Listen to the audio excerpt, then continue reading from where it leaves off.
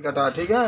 One और one जीव संसाधन के बारे में आप लोग को पढ़ना है, समझ रहे हैं। चलिए आइए, सबसे पहले आप वन जानते होंगे। वन के बारे में कोई पूछेगा क्या है, तब क्या कहेंगे?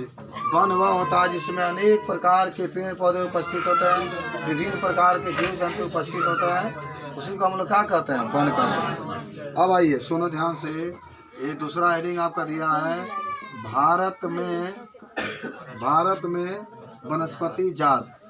भारत में वनस्पति जात और प्राणी जात। अच्छा देखो, इसका मतलब होता क्या है कि भारत में जो जंगल पाए जाते हैं, भारत में क्या पाए जाते हैं? जंगल पाए जाते हैं। तो देखो लिखा गया है कि भारत में विश्व की सभी जैव उपजातियों की संख्या 8% है, यानी लगभग 16 लाख उपजातियाँ भारत में उपस्थित है। 16 लाख जाति उपजातियाँ उपस्थित है। यहाँ लगभग 81,000 वन जीव उपजातियाँ और लगभग 47,000 वन जाति उपजातियाँ वनस्पति उपजातियाँ हैं तथा इनकी वनस्पतियाँ उपजातियों में से लगभग 15,000 उपजातियाँ भारतीय मूल के हैं। मैं इसका कहने का मतलब ये है कि भारत एक ऐसा देश है जहाँ पर हर एक प्रकार के वनस्पति माने पेड़ पौधे भी पाए जाते हैं और जंतु भी क्या होते हैं। जहाँ भी वनस्पति कहेगा तो समझिए पेड़ पौधे पाए जाते हैं, और जहाँ भी जंतु कहेगा तो क्या पाए जाते हैं? जंतु पाए जाते हैं। देखो बाबू, अब आपको बताएगा, कोई पूछेगा कि समान जातियाँ किसे कहते हैं?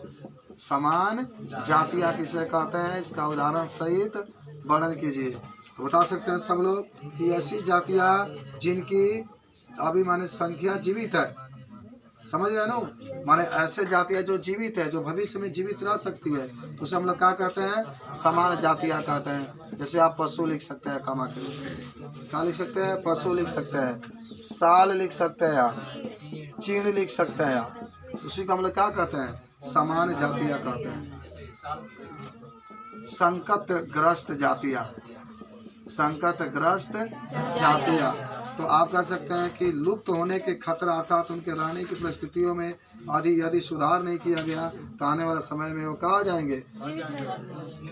संकटग्रस्त का मतलब ये होता है कि जिसके ऊपर संकट मंडरा रहा है, संकट मंडरा रहा है कि आने वाला टाइम में समाप्त हो सकता है, तो सुधार नहीं किया गया, तो पर्यावरण में सुधार नहीं किया गया तो आने वाले टाइम में कहाँ हो सकते हैं? समाप्त हो सकते हैं, ठीक है। जिसमें आपके पास कौन है?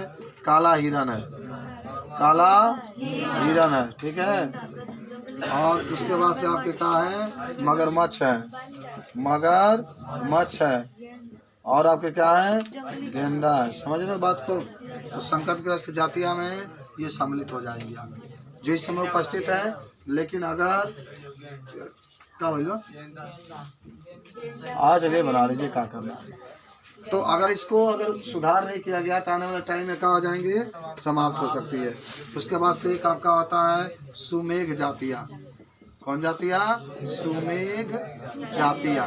तो अगर सुमेघ जातियाँ आपसे कोई पूछेगा तो आपको देखिए सब बताया गया है कि ऐसी जातियाँ जिनकी संख्या घट रही है, जिनकी संख्या लगातार क्या हो रही है? जैसे नीली भेड़ आप लिख सकते हैं। कौन भेड़? नीली भेड़, ये लगातार इसकी संख्या घट रही है। अच्छा, वन संसाधन क्या होता है?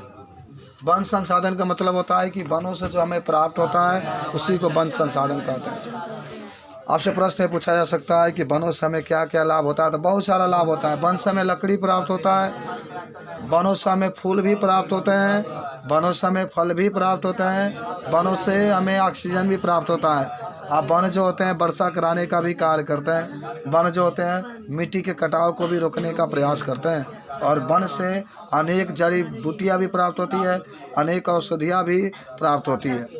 बता सकते हैं सब? आगे बढ़ते हैं हम लोग। तो वन के बारे में पूछा जाएगा, वन की हानि क्यों हो रही है? तो लगातार पर्यावरण प्रदूषण के कारण वन की हानि हो रही है। जनसंख्या बढ़ने के कारण लोग वन को क्या करें? काट रहे हैं। दिखा जाएगा सबका। कोई दिक्कत है आपको? देखा, वन वाला जब भी प्रश्न आएगा ना तो खूब बढ़िया से आपको लिखना है। अच्छा, वन संरक्षण से आप क्या समझते हैं? आपसे पूछा जाएगा कि वन संरक्षण से आप क्या समझते हैं? तो वनों को सुरक्षित रखना या वनों के बचाने की जो प्रक्रिया होती है, इसी को हम लोग क्या कहते हैं? वन संरक्षण कहते हैं।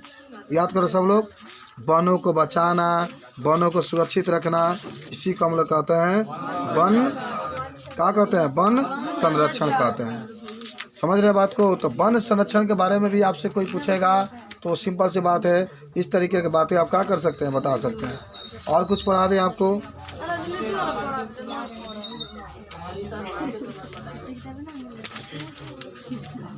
आइए तनी आपको अवतार में पृष्ठ संख्या 108 निकाल लो। 110 है विकास। अर्थशास्त्र में के भी 1-2 पाठ आपको पढ़ा दें। आइए विकास।